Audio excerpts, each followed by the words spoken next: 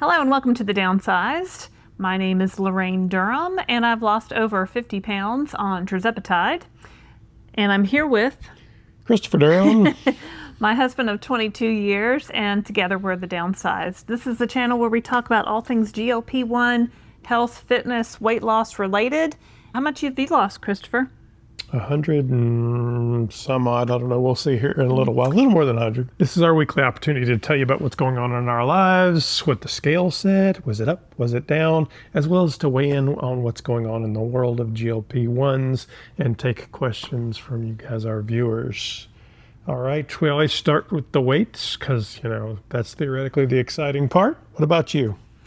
It is very exciting. Well, today, I weighed in. So I have a spreadsheet where this is page 3 because we are starting week 89 of our weight loss adventure. In about 6 months, I lost 50 pounds. So I lost about 1.5 pounds a week while I was losing weight, and now I've been in maintenance for about a year. So this past week, I've just maintained my weight at 143. My starting weight was 193. So now I'm 143, so that's exactly 50 pounds down today. I've been in the range of anywhere from 138 to 145. So I've been bouncing around in there for the past few weeks. I'm 5'5", mom of 3 grown children, and I don't know what else. That's all the stuff that I know. That's all the things. So I'm in maintenance. I've been in maintenance now for about a year. And I still take a weekly shot. So I had gone all the way up to a 12.5 dose, hit my goal weight, my first goal weight, and then I dropped down in dose. This was about a year ago. And as I dropped down in dose, I still lost a couple pounds along the way down. So I got down to a 5 milligram dose, which I held at for about 8 weeks. And then we went on a trip and we forgot to take our shot, and I kind of got off track a little bit. So once we came home, I took my shot again and tried to get back up to speed. And 2 weeks ago, I bumped myself up from a 5.0 dose to an 8.0 milligram dose. And I've been at 8 for the past couple weeks, and I don't really feel like it's made a difference.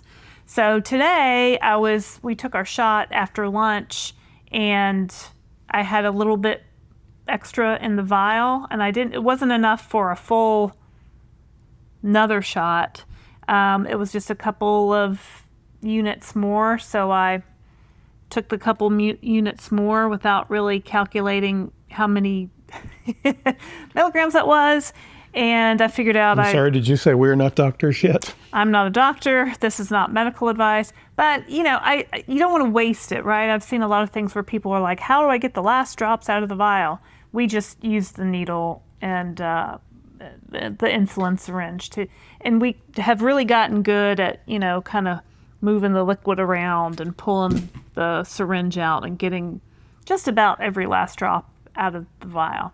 So that's what I did, and I figured out I gave myself a 10 milligram dose. So that's not that bad because I've been 8 for a couple weeks in a row, and then I kind of went up to 10. But I kind of, how sometimes you take a shot and you kind of feel it. Because Sure. I'm feeling it. I don't know. Some people report like a funny taste in their mouth after they take the shot, and I'm kind of that sometimes. I haven't had it in a while. having that, and I must have hit. I don't know, and every once in a while I hit a sensitive spot because I had like a little bit of drops of blood that came out when I took my shot today. I don't usually have that. So it kind of hurt, and now I'm just kind of feeling it. So I don't know. So you got a little bit extra in you before we leave for the cruise. Got a little bit of extra in me before we leave for the cruise, yes. So today's Friday. We're leaving for the cruise on Sunday, and then we'll be gone on our Downsized cruise presented by Mochi Health. It's a 4-night cruise, and we've got all our bags packed, all our swag bags, and so I think we're just about ready to go.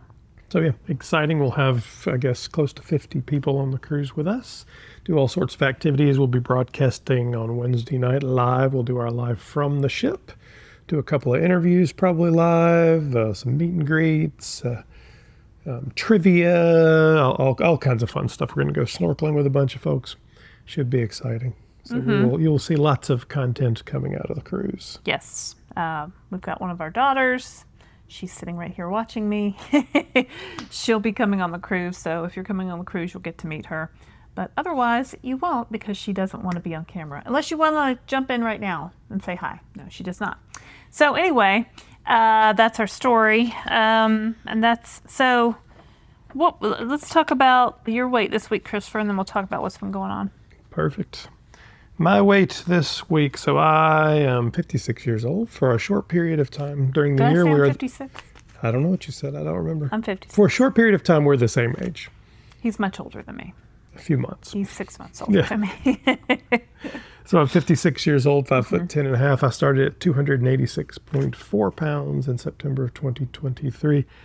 And today I was at 184 pounds, which makes me 102 down, I guess. 102 pounds down? 102 pounds down. So Yeah, I am a whopping 0.2 down from last week. Ah, all right. So, yeah, all right. We'll call that a rounding error. I wasn't really... We'll call that even. Yeah, that's fine. It's just kind of... Yeah. So I have been in maintenance now for the last 13, 14 weeks. I don't keep a spreadsheet, so it's a little fuzzy in my head. But basically figuring out what that means. I continue at the highest dose, so at a 15 milligram dose, and have for the last, 20 some odd weeks at that dose. Has it been that long now? It has. Okay. It has. Don't plan on going down anytime soon. This is working just fine for me. I'm kind of staying within a few pounds up or down. So my goal, or center, as I like to call it, being 185. Just kind of a couple pounds up or down is fine. Just normal fluctuation for every day. And so, a little bit down right before the cruise. That's okay. We like that. Not much, but... So, are you done talking about your... Sure. I have a question that I just thought of. People talk about their starting weight. So, what weight... what weight is your starting weight? So is it the weight the first day you took your first shot? Is that what you're using as your starting weight?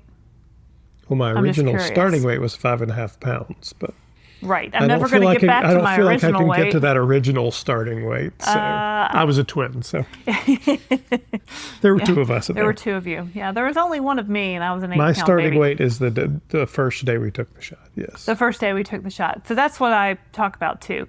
A lot of people talk about, well, I did a different plan and I lost some weight here and then I took my shot. And then I'm like, well, I started Weight Watchers in July of 2023 for the millionth time, lost 10 pounds. So should I really say I'm 60 pounds down, or should I just count it from where I took my first shot? I guess the point is it doesn't matter.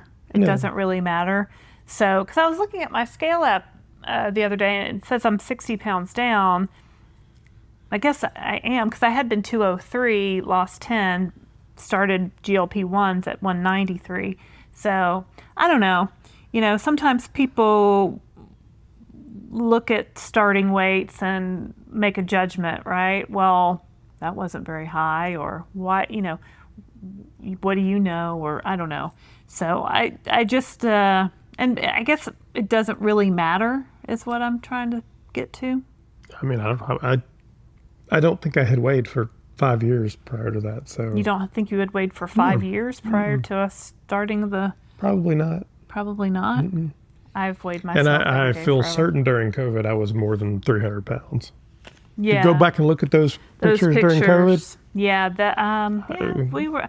Do I claim that? No, because it doesn't matter. I think over COVID, I want to say I got up to around 212 maybe. Because I remember going back to Weight Watchers when they opened back up after COVID. We had to wear masks and all that. And I lost it in some amount of time. I remember losing 15 pounds and saying, oh, I lost my COVID weight, right? So I don't know. It just depends on, I guess, the point you pick. Yeah. From where you start. Well, so what was going on this week? I know you did a couple of workouts that you were looking pretty tired coming home from. I did a couple of HIIT workouts, so high intensity interval training classes. So I did one on Wednesday and I did one today on Friday. And I've just decided that if I want to get to another level of fitness, then I have to do something harder than what I've been doing. So previously I was doing a barre class, ballet barre, Monday, Wednesday, Friday, sometimes Wednesday, and then cardio dance on Tuesday and step class on Thursday. And what I was finding was, although the barre class uses some light weights, I wasn't really getting a lot of weight training in there. So with these high intensity interval training classes, they use heavier weights and light weights and then incorporate the cardio part too. So it's pretty hard. And just to make things, extra hard, the air conditioning in that particular room has not been working right. Yeah. So Wednesday I did that class, and the air conditioning was not working in that room. It was working in the building, but not that room. So we all came out of there just drenched, and it was kind of I don't know, just the exercise, and then on top of all that sweat.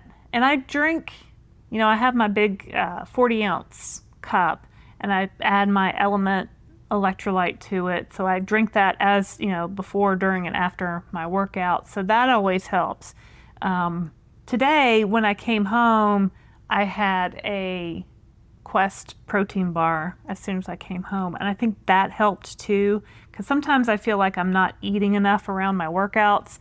I've listened to people say, oh, you should always strength train fasted or do cardio fasted, so like not eat before and eat after. And then some people say, no, I always fuel up before my workout so I can get the most out of my workout. So I don't know. I've just been trying different things to see what works best for me in terms of recovery and muscle building and things like that. I think I came home Wednesday and ate a banana, and then I was pretty lethargic, I think, for most of the day. So Those darn bananas. I needed more, right? So with the Quest protein bar, I got that extra shot of protein and just a little bit of carbs, and I think it just made me feel better. And for lunch today, our lunch had a little bit more carbs than maybe we usually have. So I think that was good too. So that's what I've been doing this week. And, we've been just packing and getting ready to go on our trip. Yeah. What have you been doing this week? We're carrying down, I think, 6 50-pound bags to go on this cruise. So there'll be lots of weight workouts for you. Oh, is that? Yeah. I don't like rolling suitcases through the airport workouts. That's actually workout. Usually we get one of the little carts, and we just load all the bags on the carts, and we both have a cart. We navigate. We have bags and bags of all the swag bags and the different stuff for the events we're doing. So yeah, lots of fun stuff there. Mm-hmm. All right. Yeah. Want to take some questions and yeah. weigh in So on that? during our weekly weigh-in, we've started taking some questions. We find these questions, either people have emailed them to us through the website, thedownsized.org, or they have put them on our YouTube comments. I think I've got a little bit of both. So I here. scrolled through, I think there was about 2,000 comments from the last week that are exciting. So we get everything from love your hair, Laraine. What kind of top do you have, Laraine? Love your muscles, Laraine. One lady told me I should smile more. I love it when they tell the man to smile more, right? Don't tell me to smile more. I smile enough as it is. If I told someone to smile more, they would be offended. Oh, absolutely. You should never say that to a woman. Don't tell anybody wouldn't. to smile more, please. Anyway, so we get all, and we get, that's a terrible video, that's the best video, all kinds of stuff. So I'm looking for either topics we can talk about or questions. Okay, so this one comes from just somebody who's user. Read the whole thing. User YB2CN7B059. Nice to meet you, All 59. right. This was a couple days ago. Has anyone ever developed an itchy, bumpy rash on your chest from injection? Not sure it's from that or something else. If so, what have you taken for it? Thanks. And that's where I'd like to just put a disclaimer out here that this is not medical advice. We are not doctors. Check with your doctor. I would check with my doctor first before if I broke out in an itchy, bumpy rash. That sounds terrible. What would you say? Check with your doctor, absolutely. We do see reports of site injection reactions like that. So if it's around where you took the shot, a little Benadryl cream or something like that is typically something. But if it's more than that, you should definitely be talking to your doctor. Most of the time people say they get like a rash or a bumpy spot around their injection site. Like you said, injection site reaction. So if you have a rash that develops somewhere else, is that related? I'm not sure. I don't know. That's why there are people with medical degrees. Right. So, all right. The next question is from Sammy Apasos, 9659. She says, I wonder when Vials will be available in the UK. We have a lot of UK viewers. So hello in the UK if you're watching. Vials in the UK, to my knowledge, there's no conversation about it. I don't believe Lilly is planning on expanding Vials globally. I think really in the US it's been a function of just the demand has been so high and they haven't had the manufacturing to keep up with it. Pretty much in the UK and Europe, they've been expanding the quick pen. So the pen that you guys have, I don't have one down here with me, that you can twist and has multi-doses in it. The pens are different in the UK versus the US. Right. So actual Zep-bound pens. I don't know that Vials are coming. I know Vials at one point were available in Australia. Oh yeah, and then they rolled out the quick. Away? Yeah, they rolled out the quick pen in Australia, and they took the vial away. Yeah. So I would not expect them to come anytime soon. Yep. So don't be looking for that anytime soon. Let's see. This one comes from Teacher Girl 41. I know several people who have taken a GLP-1 medication. Then once they were no longer at a certain level of obesity/BMI, their insurance stopped covering it. True. Also, some overweight people get approved for the medicine, but just cannot afford the copay to even get started. Also true. What do you say to that? Well, so if you remember when we so we did an interview with Dr. Tan from Canada, and we talked about this actually. And what and you can go back and watch the interview. So, but what Dr. Dan said was your doctor should be coding your diagnosis to your original BMI and your original weight, so he's not constantly changing it. Because if you send it in with a really low BMI, your insurance is going to kick it back. But you're treating an ongoing and chronic disease, and just like if you had diabetes, that didn't magically go away, right? The symptom went away, the weight, but the actual chronic disease of obesity still existed, and the evidence of that from the original BMI. So talk to your doctor about how it's being coded there. The affording it part, yeah, I mean, there's no great answer to that, unfortunately. That's why we continue to advocate for affordable, accessible medications, and we talk about everything from potential generics in Canada to compounding to flat out calling out Eli Lilly and Novo Nordisk to reduce their prices. Right. And that's why I started compounded Tirzepatide, because of price. And now Eli Lilly has released all the levels of dose of the vial in the U.S., all the way from 2.5 up to 15. The starting dose is $349, and then the other doses are $499. Which certainly isn't cheap. It can still be a car payment, but it's cheaper than the full price at $1,000 plus. Yeah. So there's not a great answer to that, unfortunately. There is not a great answer. We would definitely like to see the price of Zepbound and Wegovy come down to a price where more people could afford it. If Eli Lilly and Novo Nordisk want to wipe out compounding altogether, drop the price to $199 a month, and then no one will buy compounding. Why would you want to buy compounded when you could get the brand name at the same price? Simple, right? The end.